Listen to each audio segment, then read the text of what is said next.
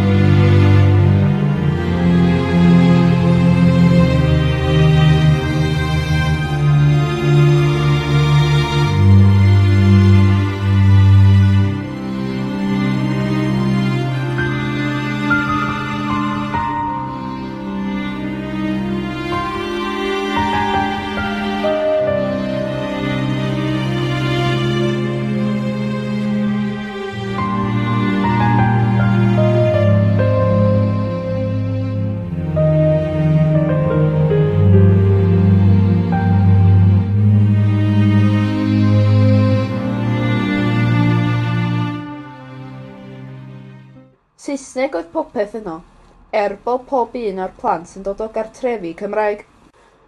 Pe clywyd plentyn yn siarad Cymraeg, roedd ei cortyn am ei wddf a darn o bren ynghlwm wrtho.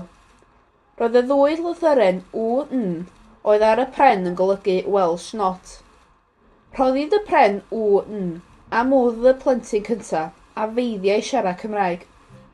Petai'r plentyn hwnnw'n clywed un o'r plant eraill yn siarad Cymraeg, dywedai wrth yr athrawes a rhoddid y pren Welsh not am wddf y plentyn hwnnw. Pwy bynnag a fyddai'n cario'r pren Welsh not ar ddiwedd y dydd, byddai'n cael y gansen neu'r wialen fedw gan yr athrawes. Ar ddiwedd ei ddiwrnod cyntaf yn yr ysgol, cafodd O.M.Edwards y gansen.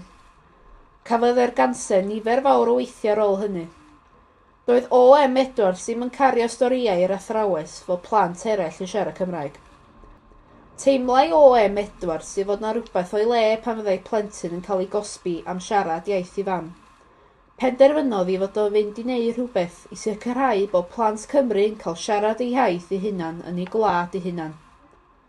Gadawodd O.M.